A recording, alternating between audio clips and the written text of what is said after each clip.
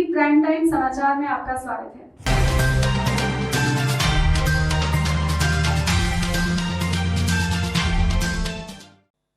नमस्कार, मैं स्वागत करता हूं हेल्थ सेक्रेटरी एंड DGICMR का। आज की ब्रीफिंग के लिए सेक्रेटरी साहब से रिक्वेस्ट करूंगा कि पहले वो ब्रीफिंग शुरू करें। नमस्कार।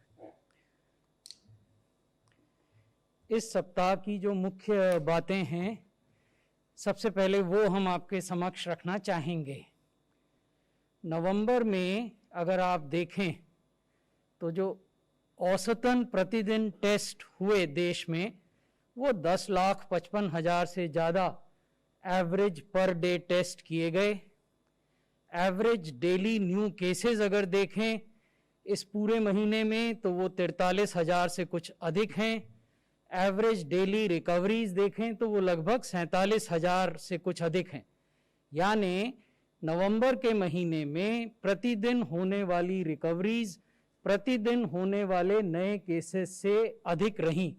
इसी वजह से हम आगे आपको दिखाएंगे कि ओवरऑल जो एक्टिव केसेस हैं देश में उनकी संख्या लगातार घट रही है। इसके अलावा एक जो बड़ा माइलस्टोन अचीव किया गया वो ये है कि देश में 14 करोड़ से ज़्यादा टेस्ट अब तक कर लिए गए हैं। 14 crore 13 lakh test. Cumulative positivity rate जो है वो 6.69 है, 7% से नीचे चला गया है और लगातार नीचे बना हुआ है। औसत दैनिक पॉजिटिविटी रेट अगर हम पिछले सप्ताह का देखें तो वो और भी कम है और वो 3.72% है, 3.72%। आज भी विश्व के बड़े देशों में भारत में केसेस पर मिलियन सबसे कम है। अनेक ऐसे देश हैं जहां भारत से 6 गुना, 7 गुना, 8 गुना ज़्यादा केसेस प्रति मिलियन पॉपुलेशन हैं। पिछले 7 दिन में अगर केसेस प्रति मिलियन देखें, ये हमें बताता है कि विश्व में इन्फेक्शन या बीमारी किस प्रकार से फैल रही है। हमने पहले भी आपको ये बताया था कि यूरोप के देशों में और अमेरिकाज में यानी नॉर्थ और साउथ अमेरिका में तेजी से एक सर्ज नए केसेस में देखा जा रहा है। उसकी वजह से पिछले 7 दिन में अगर आप नए केस प्रति मिलियन पॉपुलेशन देखें तो भारत में 211 केस प्रति मिलियन हुए, जबकि ऐसे भी देश हैं जहां 3,300 और 2,900 केस प्रति मिलियन पिछले सप्ताह में रिपोर्ट किए गए। अगर मृत्यु प्रति मिलियन के आंकड़े को देखें तो भारत में ये 100 है। विश्व का जो औसत है वो 186 है और अनेक देश ऐसे हैं जहां भारत से 6 गुना, 7 गुना, 8 गुना और 9 गुना ज़्यादा डेथ प्रति मिलियन रिपोर्ट की गई हैं। पिछले 7 दिनों में जैसे हम इन्फेक्शन को ट्रैक करते हैं पिछले 7 दिनों में, उसी तरीके से हम डेथ्स को भी पिछले 7 दिनों में ट्रैक करते हैं। और अगर पिछले 7 दिन के मृत्यु के आंकड़े देखें विश्व के, तो भारत में प्रति मिलियन मृत्यु 2 का आंकड़ा है। विश्व का औसत 9 है, लेकिन अनेक देश ऐसे हैं जहां ये 50 से भी अधिक है और 80 से भी अधिक है। तो ये भी दिखाता है कि अलग अलग देशों की जो स्वास्थ्य व्यवस्थाएं हैं वो कैसे पॉजिटिव केसेस का सामना कर रही हैं, कैसे उनको मैनेज कर रही हैं।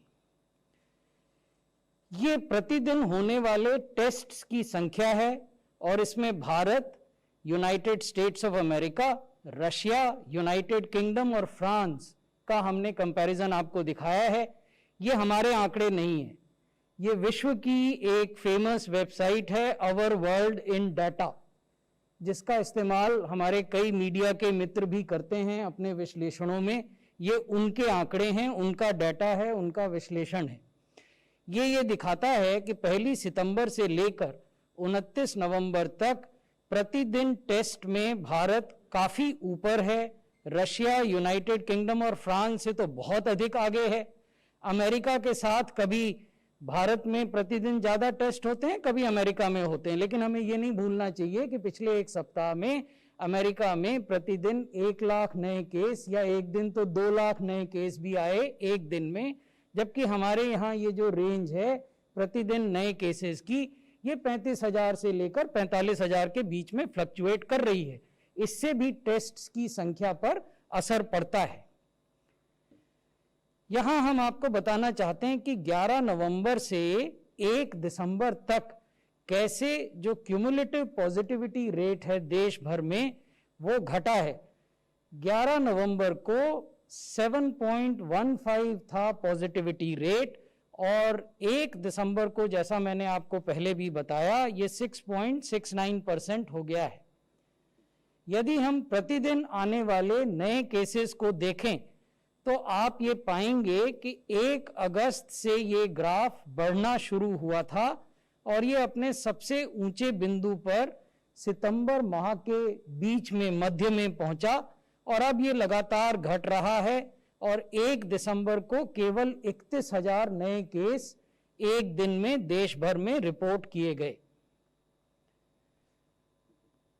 यहां हम आपको बता रहे हैं कि कौन से वो टॉप 5 राज्य हैं जो कि डिक्लाइन दिखा रहे हैं month on month.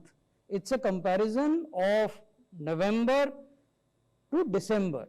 The number of active cases as they existed on 1st of November and the number of active cases as they exist on 1st of December. So the top 5 states which have registered a decline in number of active cases, वो 5 शीर्ष राज्य जिन्होंने active cases की संख्या में ये गिरावट दर्ज की है वो हैं महाराष्ट्र, कर्नाटक, केरला, आंध्र प्रदेश और वेस्ट बंगाल। लेकिन 5 राज्य ऐसे भी हैं जहां ये नंबर बढ़ रहे हैं, वो हैं पंजाब, हिमाचल प्रदेश, मध्य प्रदेश, हरियाणा और राजस्थान। ये वो राज्य हैं जहां भारत सरकार ने केंद्रीय टीमों को भी डिप्यूट किया है ताकि वो राज्य सरकारों की मदद कर सकें। तो आगे जाते हुए हमारी स्ट्रैटेजी क्या है? हम अभी भी सबसे ये निवेदन करते हैं कि वो मास्क का उपयोग करें या फेस कवर का उपयोग करें जब भी वो पब्लिक प्लेसेस में जाएं। वो अपने हाथ निरंतर साबुन और पानी से धोएं या अल्कोहल आधारित सैनिटाइजर से साफ करें। जो भौतिक दूरी या फिजिकल डिस्टेंसिंग की नॉर्म्स हैं उनका पालन करें। भीड़ भाड़ न तो खुद लगाएं न भीड़ भाड़ वाले स्थानों पर जाएं। और हम ये भी अनुरोध कर रहे हैं कि यदि आप में कोई भी लक्षण है, कोई भी सिम्टम है, चाहे बुखार का हो, खांसी का हो, सांस लेने में कठिनाई का हो, तो आपको तुरंत अपने को टेस्ट कराना चाहिए और आइसोलेट कर लेना चाहिए, क्योंकि अब टेस्ट कराना आसान हो गया है, लैब्स उपलब्ध हैं, डॉक्टर के प्रिस्क्रिप्शन की आवश्यकता नहीं है, टेस्ट की रिपोर्ट जल्दी मिल जाती है। इसलिए please get yourself tested and isolated immediately if you display any of the symptoms that are associated with COVID. Thank you.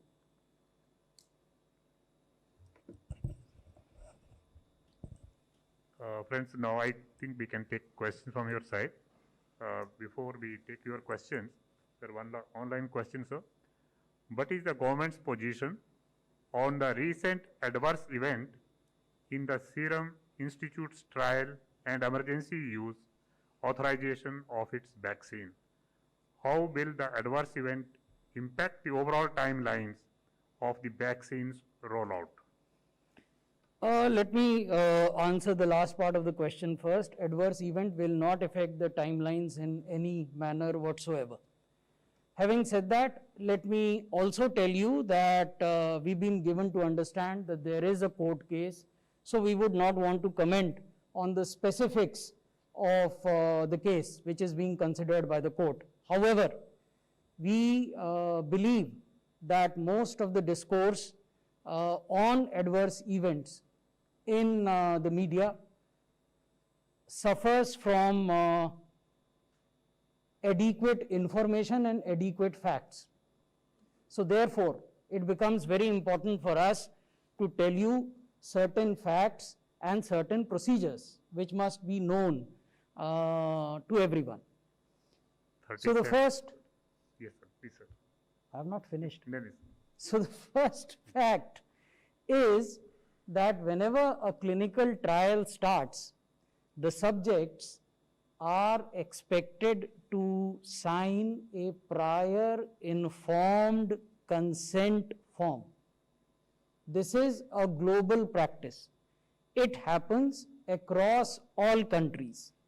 What is this prior informed consent form? It is a form that tells the subject that these are the possible adverse events that may happen in case you decide to participate in a clinical trial. And if you understand the implications of this prior informed consent, then please sign this form. And without the signature of the subject, a subject cannot participate in a clinical trial. This is fact number 1.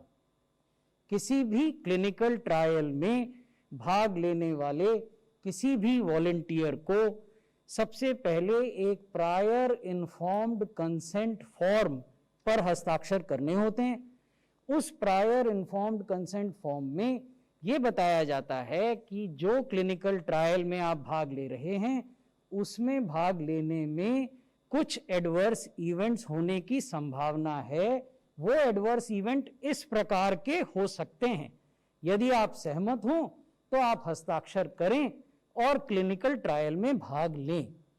This is fact number 1 which most of us choose to overlook, इसलिए मैंने ये आपके समक्ष रख दिया। दूसरा जो महत्वपूर्ण तथ्य है वो ये है कि ये जो ट्रायल होते हैं वैक्सीन्स के या दवाओं के, ये multi site multi centric trials होते हैं, यानी ये अनेकों अस्पतालों में किए जाते हैं। क्योंकि ये जो सब्जेक्ट्स हैं इनको मेडिकल केयर में वैक्सीनेशन दी जाती है और इनको मॉनिटर किया जाता है, ऑब्जर्व किया जाता है। So the clinical trials are multi centric multi site. प्रत्येक सेंटर में या प्रत्येक साइट में एक इंस्टीट्यूशनल एथिक्स कमेटी होती है। ये जो इंस्टीट्यूशनल एथिक्स कमेटी है ये वैक्सीन निर्माता से स्वतंत्र है, ये सरकार से भी स्वतंत्र है, क्योंकि ये इंस्टीट्यूशनल एथिक्स कमेटी उस अस्पताल की है या उस साइट की है या उस सेंटर की है जहां ये क्लिनिकल ट्रायल किए जा रहे हैं। जब भी क्लिनिकल ट्रायल में कोई एडवर्स इवेंट होता है तो ये एथिक्स कमेटी भी उसको देखती है और उस पर अपना मंतव्य व्यक्त करती है और उस एडवर्स इवेंट की सूचना अपने मंतव्य के साथ देश के रेगुलेटर ड्रग्स कंट्रोलर जनरल को 30 दिन के भीतर देने का प्रावधान है। Since this is important, so let me repeat this in English also. Most of the trials of vaccines and drugs are multi-centric, multi-site. When we say multi-site, it means that they are conducted across various hospitals, across various states. Each such hospital or site or center has an institutional ethics committee. This institutional ethics committee is independent of the government. It is independent of the vaccine manufacturer. Whenever in course of the clinical trial any adverse event happens, this institutional ethics committee takes note of it and within a period of 30 days gives a report to the Drugs Controller General of India about the event as well as its comments on that event. So far I have told you about two things. One, prior informed consent, which is written, formal, and second, about a institutional ethics committee. Then there is something known as Data Safety and Monitoring Board, DSMB. Again, this practice is a global practice and is followed in all clinical trials across all countries. The Data Safety and Monitoring Board is independent of the government. It is also independent of the vaccine manufacturing company. It consists of domain knowledge experts. Their mandate is also to monitor the clinical trial on a day-to-day basis and keep an eye on such adverse events. They also report such adverse events. Hindi में भी आपको समझा दूं, तीसरी जो बड़ी व्यवस्था है, दो व्यवस्थाओं के बारे में मैंने आपको बताया। तीसरी व्यवस्था है data safety and monitoring board की। ये जो बोर्ड होते हैं ये वैक्सीन निर्माताओं से स्वतंत्र होते हैं, ये सरकार से भी स्वतंत्र होते हैं, इसमें डोमेन नॉलेज एक्सपर्ट होते हैं और इनका काम होता है कि ये सरकार को इनका काम होता है कि ये क्लिनिकल ट्रायल पर नज़र रखें और इस प्रकार के कोई एडवर्स इवेंट जो होते हैं उसकी निगरानी करें, और अगर इनको लगता है कि उस एडवर्स इवेंट के आलोक में क्लिनिकल ट्रायल में कुछ देर के लिए उसको रोकना चाहिए या कुछ और कार्रवाई करनी चाहिए तो ये उसकी रिकमेंडेशन भी देते हैं। तो मैंने 3 व्यवस्थाओं के बारे में आपको बता दिया। अब जो चौथी व्यवस्था है जिसके बारे में हमारे मीडिया के मित्रों को सामान्यतः नहीं मालूम रहता है, वो भी मैं आपके संज्ञान में लाना चाहूँगा, वो है कि जितने भी क्लिनिकल ट्रायल होते हैं वो न्यू ड्रग्स और क्लिनिकल ट्रायल रूल्स के तहत बनाई गई व्यवस्था में होते हैं। The institutional framework for all clinical trials in the country is provided by new drugs and clinical trial rules. These rules have been framed under the Drugs and Cosmetics Act of the country. तो ये rule ये कहते हैं कि जब भी कोई adverse event होगा तो एक फॉर्म 5 है, उस फॉर्म 5 में जो चीफ इन्वेस्टिगेटर या प्रिंसिपल इन्वेस्टिगेटर हैं, प्रत्येक क्लिनिकल ट्रायल में एक साइंटिस्ट होते हैं जिनको प्रिंसिपल इन्वेस्टिगेटर कहा जाता है।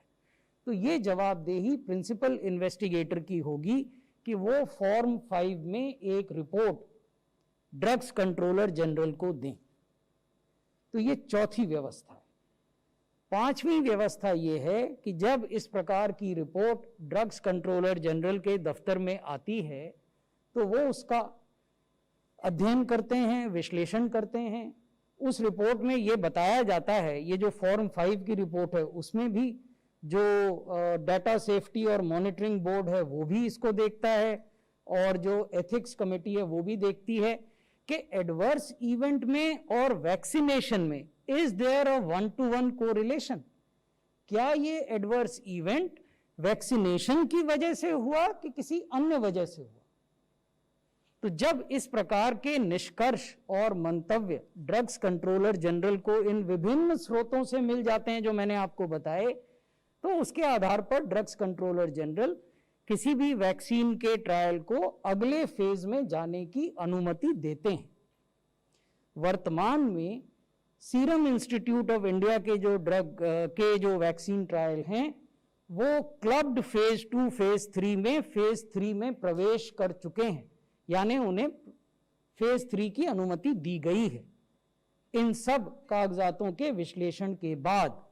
इसी प्रकार से भारत बायोटेक के जो क्लिनिकल ट्रायल्स हैं वो भी फेज 3 में जा चुके हैं, यानी उन्हें भी इन कागजातों के विश्लेषण के बाद फेज 3 में जाने की अनुमति दी गई है। तो ये तथ्य मैं आपके सामने रखना चाहता था। These are facts which must not be lost sight of while analyzing any such news of adverse events. Thank you. Next question, 37.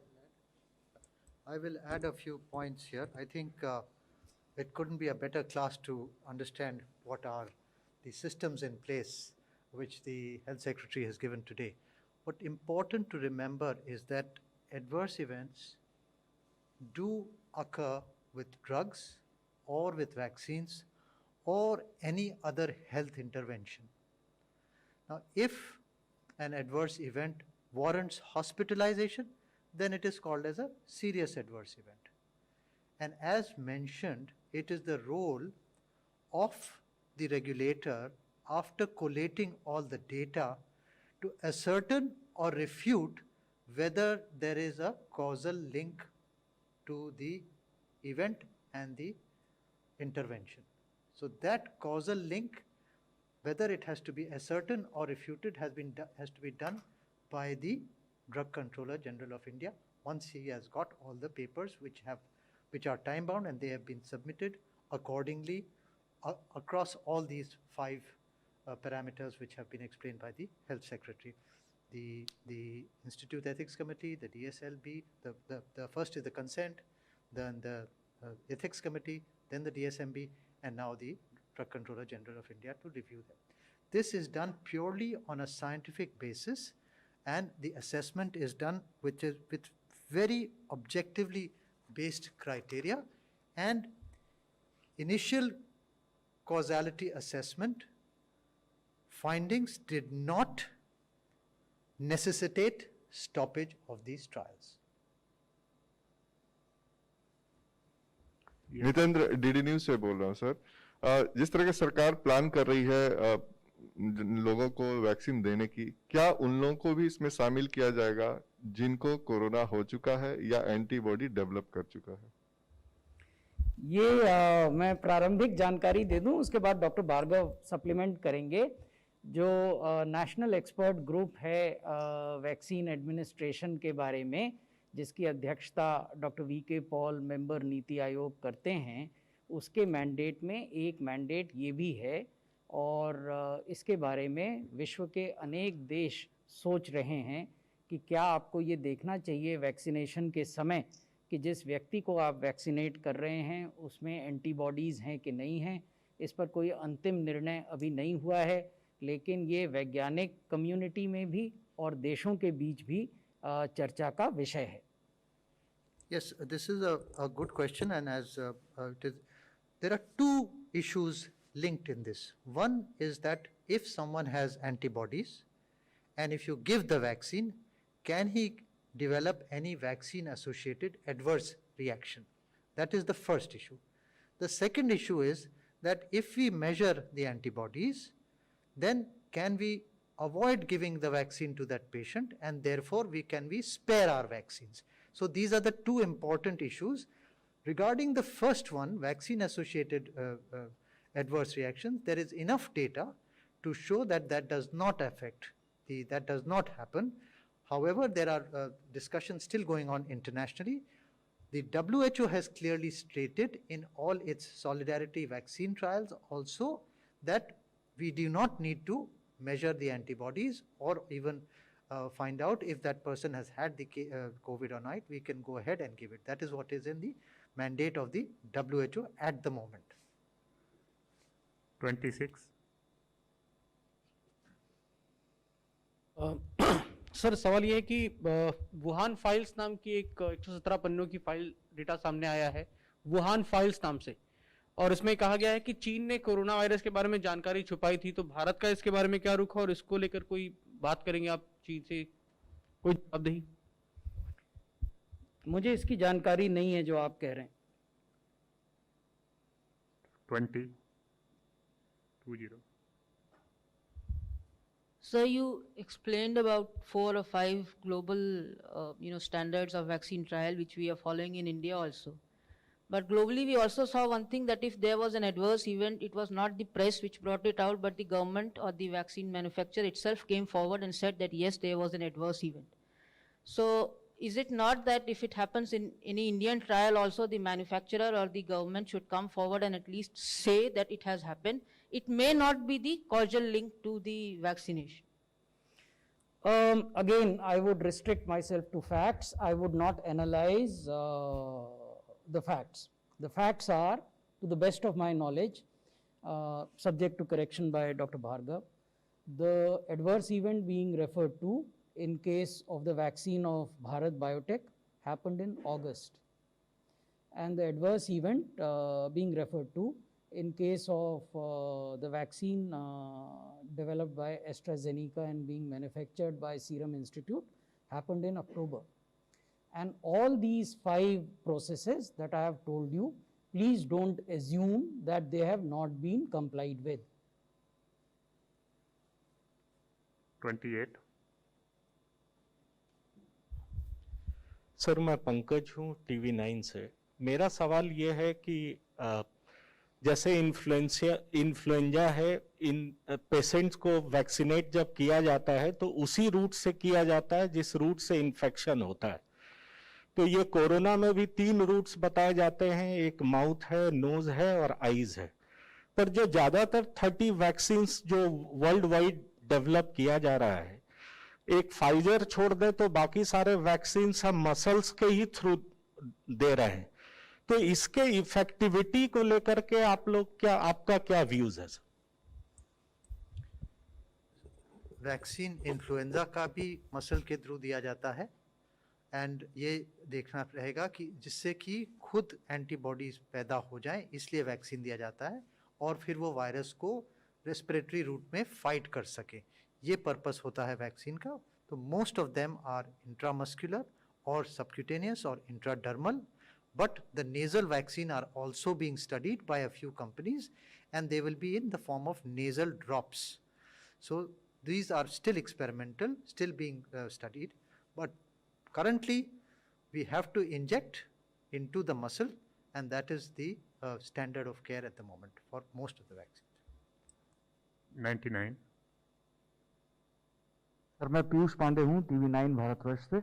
मेरा सवाल ये है कि टेस्ट को लेकर के पूरे देश में सभी राज्यों में दरें अलग अलग हैं, और हाल ही में सुप्रीम कोर्ट ने इस मामले में केंद्र सरकार को नोटिस भी जारी किया है। एक पिटीशन फाइल हुई जिसमें ये कहा गया है कि 200 रुपए कीमत आती है किट की। इस पर मैं आपका व्यू जानना चाहता हूँ सर। ये बड़ा अच्छा सवाल है। अब मुझे लगता है कि डॉक्टर भार्गव भी इस पर जरूर कुछ जानकारी आपसे साझा करेंगे। देखिए, जिस तरह का हमारा संविधान है उसमें टेस्ट के रेट निर्धारण करना या अस्पताल में बेड्स के रेट निर्धारण करना, ये केंद्रीय सरकार की कामों में या अधिकार क्षेत्र में नहीं आता है। ये राज्य सरकार का अधिकार है।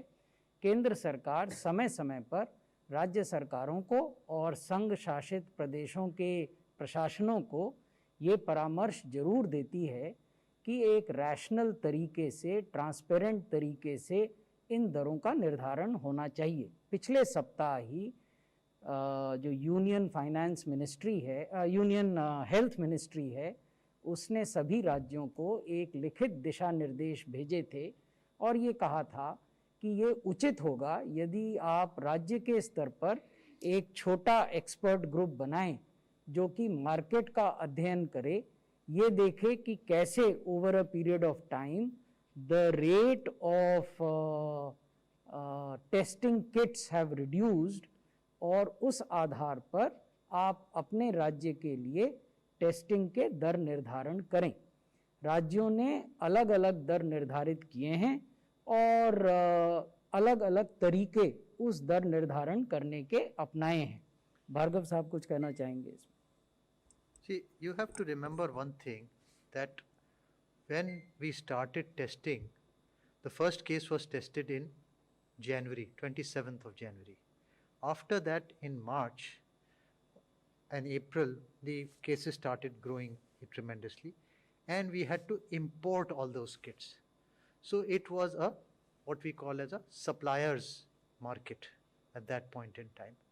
Gradually, what happened with the intervention of the government and the Ministry of Science and Technology and startups and the Department of Biotechnology, DST, CSIR, ICMR, they all had certain kits which were made indigenously, locally, and today as we speak, we have validated more than 1100 kits. And once Indian kits were certified and found very good, we have found that there was enough competition not only with the international players but also within themselves, and the prices came crashing down for these kits. So if you look at March, April, the cost of RT-PCR kit was about 1200 rupees, and about 300 rupees was for the VTM and 180 for the RNA. So about 1800 rupees at that point in time was the cost in March, April. Now this has come crashing down to now 75 rupees for the RT-PCR kit, and 37 and 25 rupees respectively for RNA kits and the VTMs, etc. There are other techniques also which have come where we don't need to do a VTM as well, and a dry swab technique can also be done as also being propagated. So the cost has come dramatically down. India has started exporting these kits now, and so it has now become the demand is much less than the supply. So therefore, the cost has come down. 15. Pallav Bagla from the Science Magazine and New Frontiers. This adversarial nature of reaction and cross-reaction between the vaccine manufacturers and the people participating in the trials, what does it mean for volunteerism in India? And many of the participants are saying they don't want to participate in trials if this is the kind of adversarial reaction which will happen.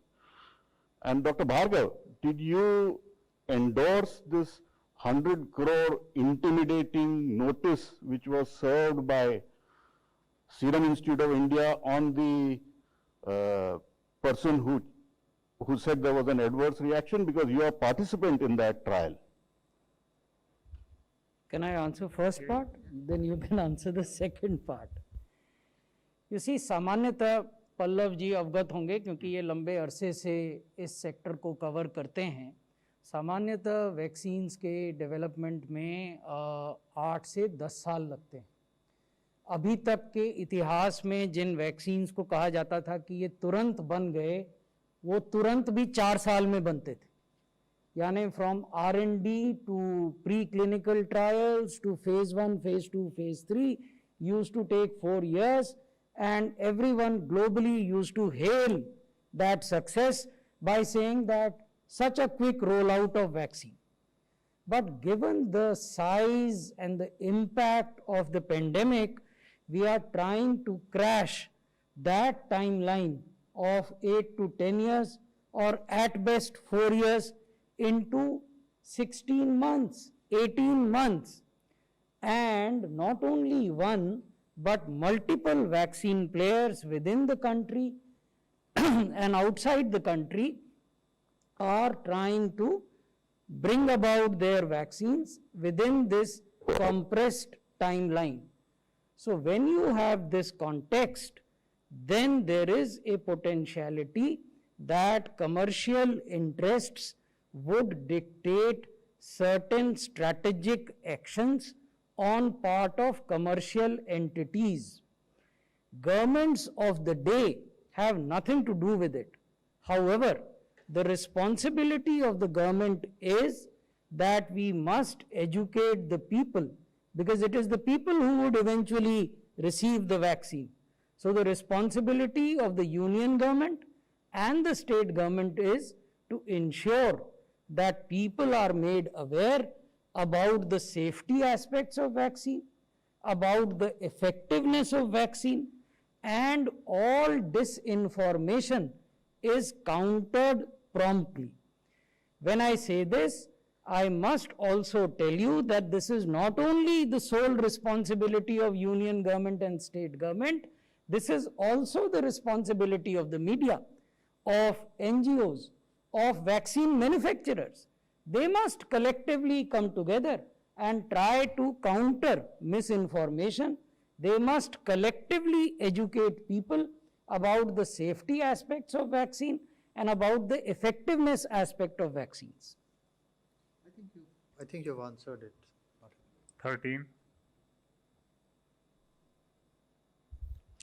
So there are still several restrictions in place for this disease, and yesterday you issued a new advisory. But, government, police is using methods like tear gas and water cannons at a time when COVID is still on the prowl. People are coughing and sneezing and tears in their eyes, and water cannon, it's a droplet transmission. I mean, you know that better than all of us. So what is the Health Ministry's position on this, sir? Law and order decisions are taken by the local authorities. Therefore, I would not want to comment on this. 38. Sir, Sneha from CNN News 18. I wanted to ask you, what is the procedure, and is the government then going to compensate all of those people who suffer any sort of an adverse event after the licensing comes through? First, there is no connection between adverse events and licensing. These are two standalone processes.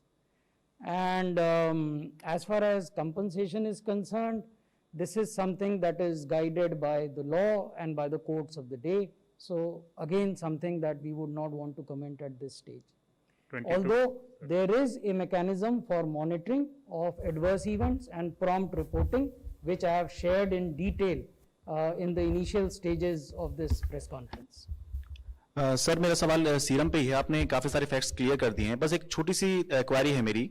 क्या जो जिन्होंने सवाल उठाया कि side effects हुए हैं, क्या वो वैक्सीन ट्रायल से जुड़े हुए थे, उनको वैक्सीन दी गई थी, या फिर ऐसा है कि कुछ साइड इफेक्ट्स हुए हैं लेकिन उनको देख लिया गया और एनालिसिस हो गए, उससे आगे बढ़ गए हैं?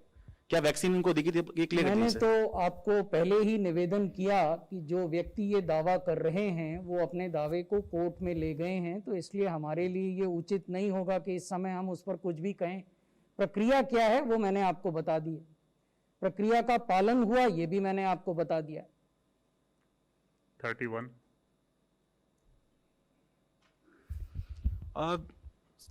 सर इस समय क्योंकि देश की राजधानी में तमाम सरकारी और प्राइवेट अस्पताल हैं और स्वास्थ्य व्यवस्था काफी दुरुस्त है, इसके बावजूद दिल्ली में आखिर में क्यों ऐसी स्थिति हुई? और दिल्ली सरकार की तरफ से ये कहा जा रहा है कि टेस्टिंग बढ़ाने के लिए तो कहा जा रहा है, लेकिन केंद्र सरकार की तरफ से टेस्टिंग लैब और तमाम चीजों को लेकर हेल्प नहीं मिला, उसकी वजह से टेस्टिंग की संख्या कम हो रही है। दिल्ली में जब भी कोविड के केसेस की संख्या बढ़ी है तो भारत सरकार ने गृह मंत्रालय के नेतृत्व में दिल्ली सरकार के साथ मिलकर स्ट्रैटेजी बनाई है और मिलकर उसका इम्प्लीमेंटेशन किया है। इसलिए मैं आपकी बात से सहमत नहीं हूं कि दिल्ली सरकार का कहना है कि उनको सहयोग नहीं मिला, क्योंकि भारत सरकार के गृह मंत्रालय के स्तर पर जितनी बैठकें हुई उसमें दिल्ली सरकार के शीर्षस्थ नेतृत्व सम्मिलित थे और सम्मिलित निर्णय लिए गए, सम्मिलित क्रियान्वयन हुआ। हम तो बल्कि प्रशंसा करते हैं कि हमें अपेक्षित सहयोग मिला। Number 10.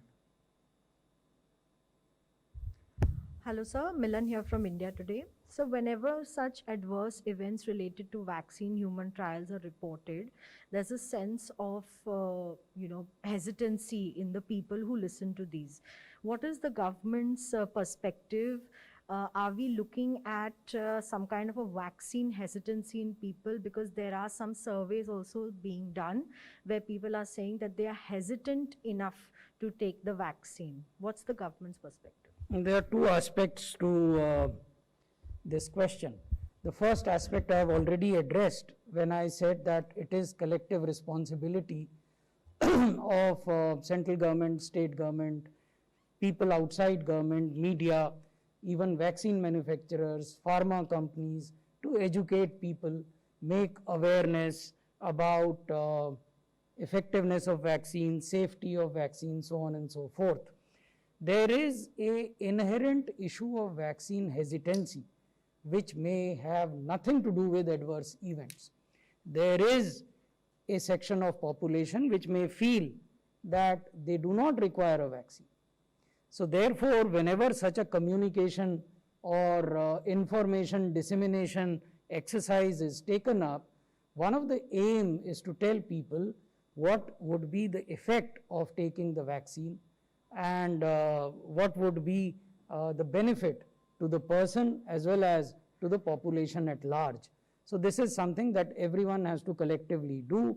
Having said that, let me also tell you that there is a detailed guideline that the Union Ministry of Health is preparing and would shortly, maybe in the next week, share with the states. And one of the chapters in that guideline deals with communication, addressing the issues of vaccine safety, vaccine संबंधित विषय होते हैं, उस पर जब हम चर्चा करते हैं तो ये बेहतर होता यदि हम पहले इस तरह की जो तथ्यात्मक जानकारी है, फैक्चुअल इंफॉर्मेशन, उसको हासिल कर लें, उसके बाद फिर विश्लेषण करें। तो पूरे देश के टीकाकरण की बात कभी नहीं कही गई है। Yes, I think that's a good question. The question would depend on the efficacy of the vaccine, number one, and obviously there is a range. Someone, it may be effective 60% in someone, 70% in someone else. So efficacy is one issue. The second issue is that our purpose is to break the chain of virus transmission. So if we are able to vaccinate a critical mass of people and break that virus transmission, then we may not have to vaccinate the entire population.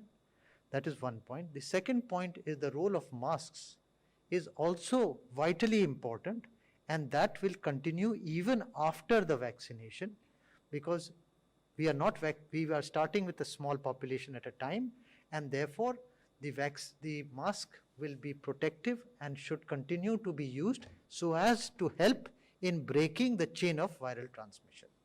That has to continue. Last question, 47. Hello, sir. So, so I understand that you are not going to comment on the specific case because you believe there's a legal case, although I don't think there's a legal case over there. It's just a legal notice. So what is your question? Just Yeah, but with regards to why weren't the other participants provided the information that there was such kind of serious adverse event that had happened? And repeating a previous question, is the ICMR endorsing the 100 crore that the damages that they are seeking? Thank you very much. Yes, sir, would like to. ICMR has no role either in endorsing or not endorsing a legal claim filed anywhere in the country. Thank you. Thank you very much, sir. Thank you, friends. Thank you very much.